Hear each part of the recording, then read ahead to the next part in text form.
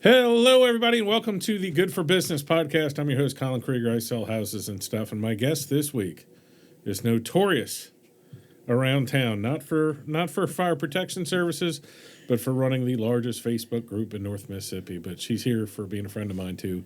It's Vanessa Poteet. How you doing, darling? Good morning. How are you? I'm hanging in there. Why don't you tell everybody what you do, and then we'll go back to your origin story, how you got here. Okay. I'm Vanessa Poteet, and I'm the salesperson for the Golden Triangle for eFire. I sell fire extinguishers. We do sprinkler inspections and backflows and anything to help put out a fire. There you go. We got you. And you also run, let's talk about the Facebook group. If we must. What's the name? It's Columbus, Mississippi. What's going on? Open parentheses, Yeah. close parentheses. What's going on? How many members in there now? Oh, almost 31,000. Or no, excuse me. Yeah, 31,000. And talk about how that came about. I remember when the newspaper did an article about 3 years ago on you, right? Yes. And did it come out because of COVID, or was it before that? No. It's actually August will be 13 years. Oh, wow. I've been running it. So we are. Well, I'm originally from Mobile, so we moved up 20-something years ago, and Facebook was just starting to become popular, and this was a very, very small town compared to Mobile. Yeah. And so there were groups that were starting to happen, and I got blocked off a group for liking a comment. That's when Facebook just opened, like where you could like comments. Yeah. And so everybody was going through liking them and stuff, and I got booted off of this one, and I was like, well, that's just okay. So then I started my own. Why? I have no idea. Well, I remember because 13 years ago, I was just finishing up at the Packet, which was probably the cause of a lot of the disconnect. Or what's the word? Bad word in town. A lot of the fights in town. You know, we'd cover crime and stuff like that. Yeah. And that was right around the time I know I was a pioneer in your group. I was one of the first people starting, but causing trouble. So 13 years, huh? 13 years in August. Yes. You know, and that's also back in a beautiful time. And this happened during COVID, with the peak of COVID, fighting and stress and politics and all. I think there was a beautiful time prior to that, 18 to 20, where every single event was on Facebook. It was so easy. Like, if you wanted to find out about something, every business was on Facebook, every event, almost everybody. And then it's sort of kind of all over the place now. It's definitely for like 45 and older people are still on there, and Columbus is absolutely pretty huge on there. And the complaining people find their way onto it every day, all the time. My favorite part of the Columbus, Mississippi, what's going on when you're on there, and I'm going to tell another story so you understand this story. So when I was in college at the University of New Orleans in 1995, the guy that started Greenpeace was coming to speak at our organization at the college, just to come in there. And you know, we're like playing hacky sack, and all the hipsters were like, the Greenpeace guy's coming.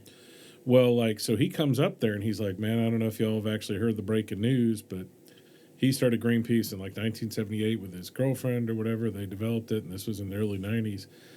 And the week prior to him visiting us, the executive board of Greenpeace kicked him out of Greenpeace. And when they kicked him out of Greenpeace, the organization he started, they told him that he didn't fully understand what the mission of Greenpeace was.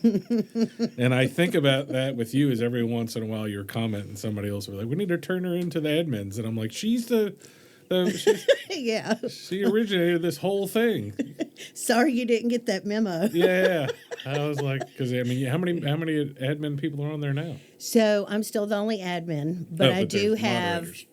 15, 16 moderators on there. Yeah, I noticed like out. some stuff gets approved real quick. So well, and so this past year, AI did some stuff with Facebook and allowed some different settings.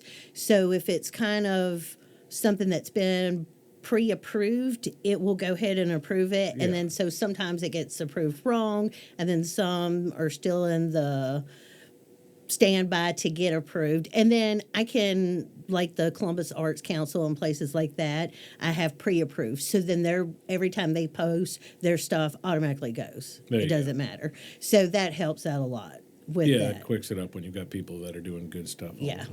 Well, let's go back to start at the beginning. Talk about your origin story. Where did you grow up? Mobile, Alabama. All right. Midtown. Went to Fondy Elementary, Azalea Middle, and Davidson High School. I've got two girls. I've been married. This year will be 25 years. Our oldest daughter, we've been together for 30. Our oldest daughter will be 28 this year, and our youngest will be 24. Ugh. And I have four grandbabies now. Two boys, they were born the same year, so they'll both be four this year. And Miss Oakland, Princess number one, is 18 months. And Princess number two is 3 months, Miss Juniper. Oh, goodness. So, yes. And I'm like, I hope you girls are done because I can't afford any more grandbabies. Yeah, no, they get expensive. They're precious. Yes. I have 3 teenage daughters right now, and I don't look forward to. I mean, I want grandbabies, but you can see how you can quickly go broke on them. So, Easily broke. Every time I go in a store, I'm like, no, just say no. do you treat them? Do they get better treatment than your kids got? Oh, yeah, for sure. The kids say it all the time, too. Like, I never got any of this stuff. Blah, blah. They actually tell me I treat our dog Taco better than Well, them. first of and all, I'm that's like, that's reasonable. I mean, with he Gumbo, doesn't talk back. Gumbo and Scooter at my house get incredible treatment. So, how'd you end up in Columbus, Mississippi? So Roger was originally from Greenville, the Delta, and most of his family moved from Greenville to Columbus. And we did a couple trips visiting and stuff in the late 90s, early 2000s. And I was like, I really like Columbus. It's small, it's quiet, it's peaceful, it's pretty. It's Yeah. still got water because I definitely love the water. Yeah. So we can still go fishing. It's not saltwater fishing, but it's still fishing nevertheless. And so we finally decided that we wanted to move up here. Living in the county of Mobile, it's so big. Like Carly would have to get up at 5 o'clock in the morning and be out at the bus stop at like 5:45, and Yeah. that's too much. That's my favorite feature of Columbus is that I can go to Kroger at halftime. You Yeah, know what I mean? and then Like, and be I back. live downtown and be back. I'm like, and I know, like, if my kids are gone, I'm like, I know, like, something's up. Like, there's no reason. You can only catch the light at Kroger once, you know? Right. Yeah. So I really did fall in love with Columbus, and so we decided to move up, and we've been here ever since. Okay. And how long have you been in the fire suppression game? 10 years. Okay. What'd you do before that? I was the general manager for fast food. Oh, really? Yes. Oh, I did 20 years in food service. Papa John's is borderline fast food. It's good food fast, Yeah. but or good food quickly. But where'd you work at? So I was at Jack's. Okay. I started off as a breakfast manager, went up to first assistant, and then got my own store.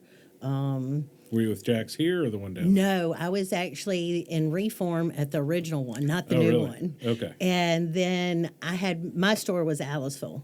Okay. So I ran the Aliceville store, and I was on their J team and trained several store openings and stuff. When Mr. Reluso had it, it was really great company. Not to say it's not now, but Yeah. he did some really spectacular things and just kind of went out and beyond. Yeah. He wanted it more than just a fast food restaurant, and it was. Yeah, and I've seen them. I've only been aware of them since I moved up here. I don't think they were in Columbus when I got here 20 years ago, but No. they were in reform, and I remember driving by and seeing them. And that's been from a distance, and with some history in fast food and franchise development. They, in my mind, mirror Burger King, where that seemed to be a higher standard 20 years ago, and Right. it's just company wide. And where you're like, oh, before it was like, oh, these is really fresh, sharp tasting food, and they're not horrible. Our one here's had their incidents that have been championed on Columbus, Mississippi. What's going on? But and they're trying, and the same people aren't there, so Yeah. they're always doing good. And they really does have good food. It's just sometimes it's not top of mind when you have had bad situations before in the past. Sure. Okay, so you did that, and how'd you get Yeah. into the fire game? Well, it was a job opening for an office manager, And I went and applied, and my smile got me in. You fooled him, huh? I did. I fooled him. And he was kind of worried I wouldn't know the computer stuff. So I had a friend help me with Excel, and Google was my friend until I learned it. Yeah. And, but made way and brought his company up enough to where he could sell it. And Yep. he did. So, Then you moved on down the road, right? and then I just moved on down the road. Okay, tell me about the company you're with now. So the company I'm with now has been around 43 years. Their parents, their mom and dad actually started it, and an uncle. And now both sons run it, David and Nathan Strange. Super great guys. They go to NAFED and conventions and stay on top of learning all the new stuff because Lord knows there's a new fire system every year coming out for something new. Just like out at the mills, we actually put fire systems on the big forklifts and the heavy equipment now. Yeah, I was wondering how far y'all went because my father-in-law is a retired mechanical engineer who designed fire suppression systems. Mainly, he was a private company, but he did the contracting for the government, all the bunkers in D.C., all that cool stuff. That's awesome. So yeah, it's pretty technical stuff, and Yeah. that's what he's explained to me before. He's like, in theory, people can design them. He goes, but if they're off 1 or 2% on the pressure, or have one valve or one gasket wrong, you can ruin a $150,000 system in 2 seconds. In 2 seconds. Just and people can die. Yeah. So yeah, that's pretty well. That's neat that y'all are doing that out there. Do y'all do it all over the Golden Triangle, or how far do you go? Yeah, we actually go all the way down towards the Gulf Coast. Hattiesburg, we have a bunch of locations and stuff down there. So if it's worth the money, we'll go. Yeah. No distance in Mississippi and Alabama. Some of the other states that are joined have different restrictions and rules are a little harder, which I hope one day Mississippi starts getting a little stricter on who's allowed to come in and do this type of work and who's not, because at the moment there's not really regulations on it. Yeah. And there really should be, because there are unfortunately some companies that try really hard to do it, but they're just not doing it. Well, we've started to see some pressure at the state level from water mitigation companies, because there's like huge companies that literally aren't certified to be water companies. I mean huge national ones that aren't certified in Mississippi because they don't have to be. Yeah. And so what's happening is that pressure usually has to come from the insurance side. The insurance companies have to say, y'all are letting people work on these fire systems who aren't certified. Like they may have a business license, but they're not certified in this Correct. sort of thing. And that gets a little dicey when you're doing that, because you ask somebody if you're licensed, and they are, but they're not specifically certified like they'd have to be in Louisiana or Tennessee. Or even Arkansas is pretty strict. Yeah, we've seen the opposite with like elevators here. We're like, I hate to break it to people, there's not a lot of elevators in Mississippi. They're all in Jackson, or there's like 7 in Columbus. There's more on the campuses.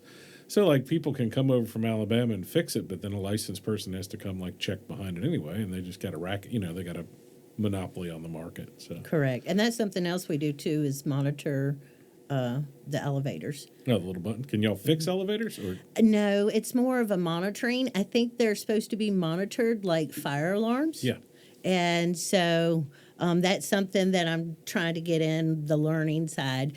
The extinguishers, portable fire extinguishers, and fire suppressions in the kitchens and stuff, I'm very keen that's like with. Ansel fire systems. Is that Well, what they're called? Ansel is a brand. Oh, okay.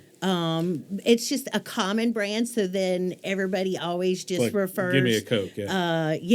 Yeah, kind of. So, but there's actual Ansel, Range Guard, Badger, Kitty, all kind of joined. They're one, and then you have Amorex, and then Captive Air now has their own particular hood vent that's all like.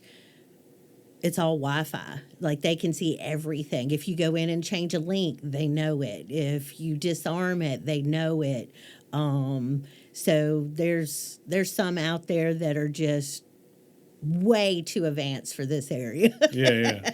And But yeah, the sky's the limit with them. But the sprinkler and the backflows and the fire alarms I'm learning that speed on that. But because we didn't, for the past 10 years, the company I was at, we didn't really specialize in sprinklers and fire alarms. So that's just a learning curve. Well, it's a big deal in Columbus. All the downtown buildings, if they have apartments above them, have to have sprinkler systems. And Yeah.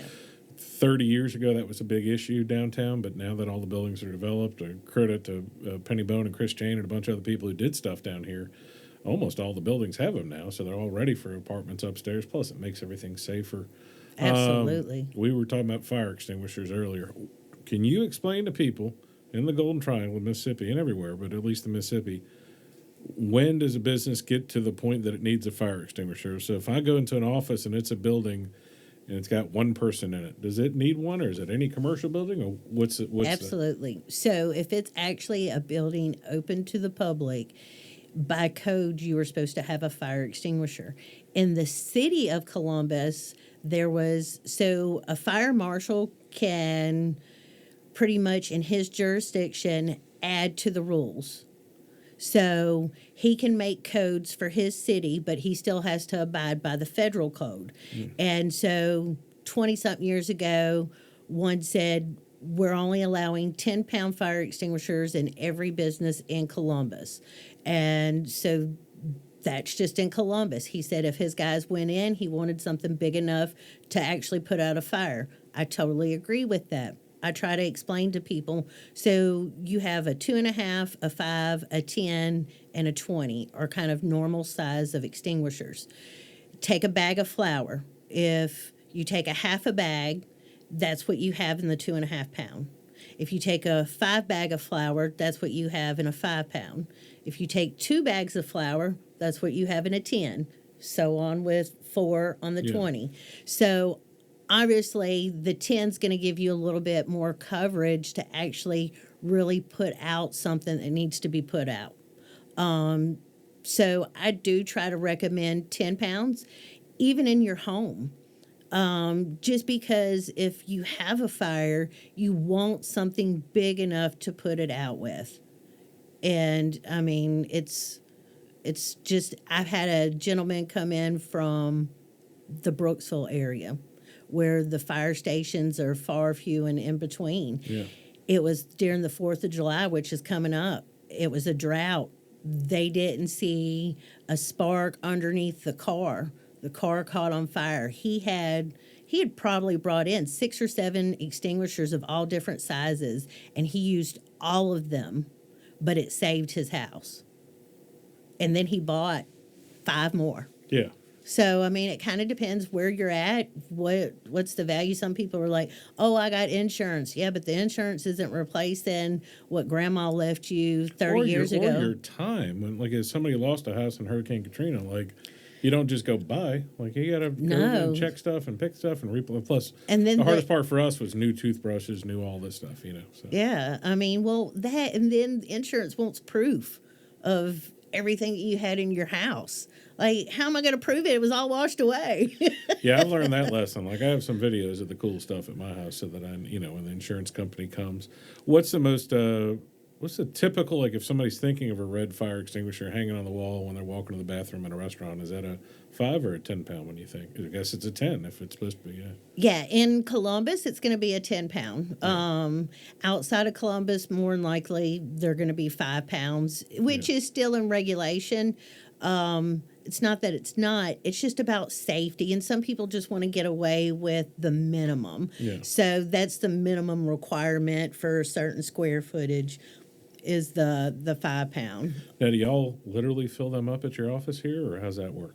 Yeah, I actually, when I was with the previous company, my husband and myself would do shop work in the evening so we could make some extra dinero for some of our little trips and grandkids and whatnot. So, but yes, the company I'm at now, they have a shop guy that does all the recharges in-house. If your fire extinguisher is in your business, they are required every 6 years to have a maintenance. The first one is a 6-year maintenance where we take the extinguisher apart, we blow out the powder, we're making sure it's not concrete, because in 10 years, I've had a couple that come in that were concrete on the inside. It's just kind of where they're at. And that's why the NFPA made certain regulations, is because we couldn't go and say, hey, well, your company is more prone to your extinguishers becoming bad. So they just made a overall regulation. So you got your first 6 years, and then in 12 years, we do a hydrostatic pressure test where we take it all apart. We actually pressurize the cylinder to whatever manufacturer PSI specs are on it. Most of them are 585. There's a couple that's 600.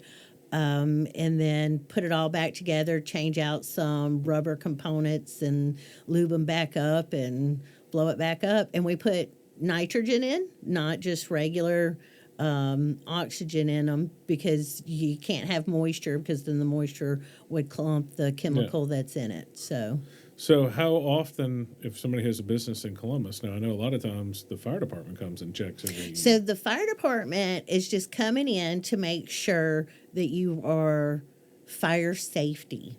So meaning is he doesn't want to see extension cords run up to your ceiling fans or all the they way. Want to see hardwire smoke detectors in commercial buildings. Yeah, just certain things of that nature they're looking at. They are looking to make sure that you have a fire extinguisher. Most of the young guys don't really know the codes, unfortunately. So I'm still working with Mr. Michael, trying to get together something to help teach everybody what we look for and what we do as well. Because like I said, they're going in for different reasons. Now, some of them that go in know to look at the tag, and most of them just see a tag and like, okay, it's good. Yeah. But we got to look at the tag. We got to see what's on the tag, because the tag's going to have the months at the bottom. And then depending on what company, you can have 2 to 5 years on a tag. We usually just do a 2-year tag, so 26, 27, or 25, 26, however the tag's rolling when we put it on. So we're going to tag it for the year that we're in. So if I was tagging this location today, it would be June of 26. And that's how you know the tag is good for this year, all the way till next year. And that gets changed every year. Every year we're supposed to come through and do an annual inspection of your fire extinguishers. If you have a kitchen fire suppression system, that's twice a year.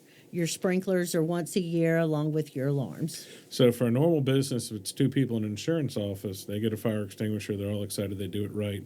Y'all schedule to come back the next year? Is that Correct. how it works? And it's pretty easy. How long is a professional fire extinguisher good for if you don't check it? Do you get worried because you don't want to? That's sort of like not change your oil. Like, yeah, it'll keep running, but eventually it's going to stop. So in your home, because in a business, we're coming by to check them. So if you have one in your home, when you're checking your smoke detectors, changing out your 9-volt batteries, take your extinguisher out, look at it, especially if it's in the shop area. You want to look at the hose, want to make sure no dirt daubers have stopped your hose up. Yeah. Even if it's outside your business, that's what we're looking for too, to make sure there's no spiders, no dirt daubers, nothing that's clogging the end of the hose, the nozzle up, because that's where the powder is going to come out, and we don't want to just get stuck in the hose and not come out. You also want to look at your gauge. Your gauge is going to be on the top of the head, and it's red, and it has a yellow little triangle kind of upside down, and you have a little needle, and the little needle needs to be in the green, not in the red. And so that's one way to check to see if it has pressure. Now, I always say treat an extinguisher like it's a loaded gun. Just because the gauge says it's down doesn't mean that there's no pressure in it. Yeah. Sometimes the gauge just gets broke. And so don't ever just pull it inside the house thinking, oh, it's down, because that sucker will go off, and a hot mess you will have in 2.2 seconds. Yeah. Because that's all it takes.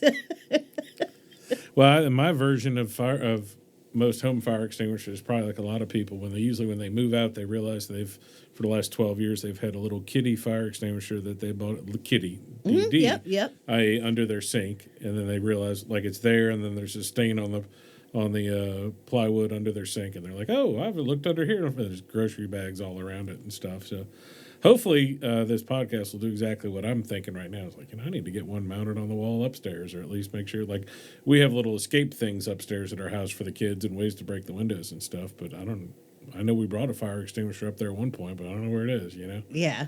And so that's why I tell people to even mount it inside your pantry or mount it in the cabinet if you can under your sink. So that way it stays in the spot and doesn't keep pushed back by everything that we buy and because you're not going throw to it in when there. you need it, you're not going to have a cool head. You're going No, to be panicking. yeah, you're going to be You're going to look panicking. in there and see your Kroger bags and then freak out. So. And it's not there. But I mean, usually you have a thing of flour on your counter. So if you ever have a grease fire or something, grab your cornstarch, your flour, salt. Any of those components will help put it out. Don't ever grab water though, please, ever. And turn off the heat, the supply as well. That would always help. So if you ever have that incident and you don't have a fire extinguisher, please remember you can grab those things as well. So being in the business, do you end up knowing a lot of firefighters and first responders and stuff? Or I know Yes, it's a little unrelated, but Yes, the fire departments come into the business I was at plenty of times for recharges and first responders, and then a lot of new businesses. And that's how, going back to the group, when a company would come to town, they obviously would come to me to get an extinguisher because they needed information on how to get it, or if my technician could come out and install it. And then I would say, hey, join the group. Tell us what your company does. Join it under your company. And unfortunately, now there's a 14-day minimum wait because of people that like to troll because they get kicked out and mad or whatever. And they jump on real quick to attack y'all. yeah. And so ain't nobody got time for that. So, all right, we'll get back to the Facebook group. I know that fire suppression's good, but I said the Facebook thing is controversial. What do you think is? It's hard to remember. What do you think's the biggest thing that's ever been on there? Like, I can't think of the longest running controversy. I know we've had like some police chases and stuff like that. Yeah, I think the biggest, well, I know the most annoying one was the hibachi buffet that went on the whole time. They closed till they opened back up over in the Ryan's location. I was just like, I swear, if I drive by there every day and it's not packed out, I'm just going to be pissed. I remember those. The road to Chick-fil-A was a huge one, too. Oh, I yes. remember when I mentioned that, I was like, oh, praise Jesus, the road to Chick-fil-A is fixed. And so, yeah, that was up there. You think about how long how obsessed people were about that. I've told this story a lot, but so the day they announced the Yokohama Tire Factory, which is now a $2 billion factory over in West Point, it was the front page news, and the right side was the business story, single column, no picture, but it was Cracker Barrels coming to town. And I remember at the Dispatch, you used to have a ticker on the side that showed how many views, and it outperformed Yokohama like 70-1. It had like 50,000 views, and the $2 billion factory, which is the equivalent of thousands of Cracker Barrels, it was like Yokohama. It was like Cracker Barrel coming to Nobody Columbus. cares, crickets. No, it's interesting what always, I don't know about what gets headlines, but really gets people's attention. Yeah. That's part of the stuff my brother and I do with this is like, I know that like people are like, oh, like the Aldi thing was the biggest thing I've ever posted. And a lot of people in town knew Aldi was coming for a while, but it was just one day I was like, oh, somebody pulled a permit. And then I went out there and there was a guy measuring stuff with a white hat, like a helmet. And he's like, what are you doing? I'm like, oh, I was taking pictures because of the Aldi thing. And he goes, oh, and he just spilled the beans, like, yeah, we finally got it approved. It's real, blah, blah. I'm like, oh, okay. That's awesome. Like, yeah, I was super excited about that because I'm forever driving to Starkville, Tupelo to go to Aldi's. Well, that's the weird part is like Kroger, a month before it, finally Advanced Auto Parts was announced they were moving out. So Kroger's finally going to expand, but now Aldi's coming and takes part of their business, So we're going to get a nicer Kroger, which is what everybody wants is a Starkville Kroger, but you probably around. I think Kroger will be done before Aldi really But gets that'll going. be nice. That'll Yeah, be it'll be nice. expanded It'll a spoil little us, bit yeah. more. Yeah. Yeah, because in economic terms, Columbus is a city of 40,000 people. Because what they do is Wednesday at noon, how many people are at the center of your town, and they consider Highway 45 and 18th Avenue the center of the commercial part of town. So we're not as tiny of a town when you're talking Wednesday at noon. So, and we are compared to when you start talking about Aliceville, Pickensville, Absolutely. Reform, Yeah. everybody's got to come here, especially with small hospitals closing and everything else. So we're helping, and this will be coming out sometime in. It'll probably be July before it comes out. It'll be a couple weeks, but sometime in August, we're in the final two. Our other industrial mega site is in the final two for big auto parts manufacturing, and I mean billions and billions. So that'd be awesome if that comes too, because it'd be another thing to throw on the fire. Absolutely. Hey, throw on the fire. Throw it on the fire. Yeah. The Golden Triangle industry is just booming, and it's all because of the waterway. The waterway is definitely the ticket because you can take the 10 Tom all the way down to Mobile. I had and no back. idea when I moved here. We were here 2 or 3 weeks, and I was driving over the bridge one day, and I saw like a big barge. I'm like, what the fuck is this? I had no. I thought everybody had to go through New Orleans to get to the center of the United States, and they're like, nah, they can take full size barges all the way up to not like ocean going barges, but the big ones. Yeah. River barges all up to Nashville. I'm like, what? Mm-hmm. Like just nobody had ever told me. I had no idea. So something I learned too at work, because I always meet interesting people, is you can actually take the Tennessee Tom. So some people, when they retire, they do the loop, large the great loop or whatever, yeah. And they go all the way down the 10 Tom, out the bay, in the Gulf of America, around the Panhandle, all the way up the East Coast. And no, some people say that they'll take several years. Oh yeah, there's some doing There's one dude going down there now who's trying to set the record for like the smallest boat that's ever. Oh, done I did. So. Yeah, I seen that. Yeah. I kind of lost his story. I need to see where he's at. But yeah, there was a couple that came in that needed their extinguishers checked because the Coast Guard is something serious with that. And even on some of the big boats, they have little suppression systems on them in the engine rooms as well. So the fire world is everywhere. There you go. So as we get close to our time here, what keywords or things do people need to think when they need to call you and help you out? Not on the What's Going On group, but if we're talking about fire suppression systems. So you and I were talking about, like, you walk in a room now and you see you're looking at tags. So if somebody sees a fire extinguisher, what color should the tag be? It should be a bright green that says E-Fire, not the other people. Okay. We're not saying, listen, I'm not saying the other people are bad people. No. I just said they're probably good people, even though there's all these rumors on Columbus, Mississippi, what's going on about them not liking puppies. Can you imagine that? Them not liking? I don't know who said it. I'm just saying it was on the group. But right now, so they're supposed to have green tags, and they're supposed to be checked every year, right? Every year. Okay.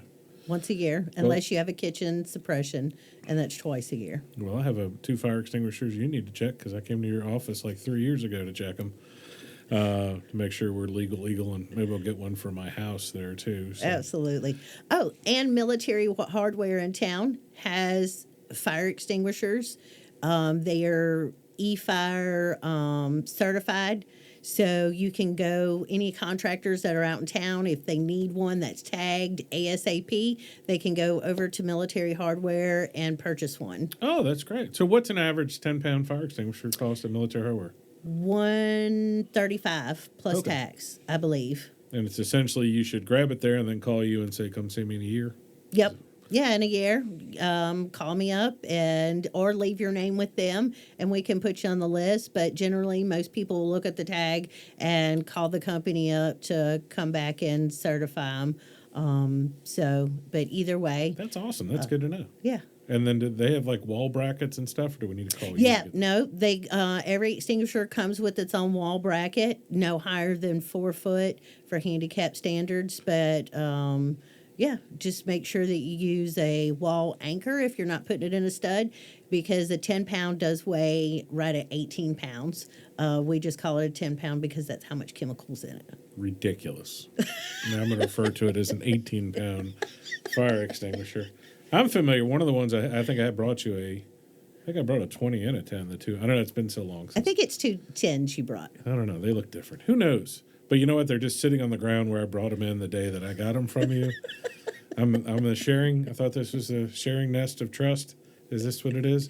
Yes. Well, that's where most Well, are. at least you know where they are. I know exactly where they are, and the brackets are leaning on top of them too. I remember because I wiped them off and cleaned them for my Super Bowl party, and then I put them exactly back. And then they're by the exits. I mean, I think they're in good spots. I don't know. Okay. So, so anybody that's open to the public, it's like a private tax or consulting office that has a locked door or something, doesn't necessarily need one, probably should have one. Should still have one. And is there a fire extinguisher for how many square feet or anything like that? So in warehouses, it's every 70 feet, walking distance. Some smaller businesses, you have, if there's sprinkler, one's allowed, but generally if you have wall dividing, you have an exit and a front, you really need one at both. Yeah. Some places kind of let you get by with just one. And it kind of depends on what hazard is in your business too. If it's all clothing, yeah, it's pretty flammable. So you may want one at both ends. You have a ceramic store, not as flammable. So you might be able to get one, near your equipment where your kiln and that stuff is. So it kind of just depends on what your hazard is at your business. And that's usually what we go after. Okay. But yeah, there's different regulations that we could talk all day on that. And how do people find you to complain about Columbus, Mississippi, what's going on? I mean, not to do that, to find you about fire extinguishers. They can just message me, give me a call. My cell number is 662-678-6191. And text me, call me, send me a private message on Facebook. I'm fine with that as well. Don't come on the site complaining to me. No, just kidding. We can't come on. That's my favorite pastime, is to call Columbus, Mississippi, or to go on the face page and do it. Yeah, I jump on there every once in a while to give some context to stuff. I'm a big fan of blaming the right person. So, like, when I see the word traffic circle or somebody's complaining about something, I'm like, listen, they had this meeting. I'm the only nerd that goes to the meetings, but, like, this is why we have these giant yellow bumpers downtown. Like, you know, there's usually a reason behind it. Doesn't always make sense. It's not always the most logical thing, but it's also, I'm also curious about, like, fire extinguishers and stuff, because now, hopefully, I'll just be walking around everywhere going, hey, what are you doing with the fire extinguishers? Hey, that isn't tagged on there. Like, I remember it from the restaurant days in New Orleans and them checking them.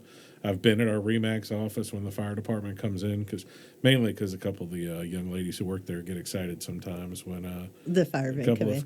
We got a couple jacked firemen now. Like, I was talking to one of them the other day that he wants to start a Mardi Gras parade. He came from the Gulf Coast. I'm so game for that. And he started a Mardi Gras parade, and he's jacked, and his buddy's jacked. I'm like, we need to get one of those calendars going for the ladies in town.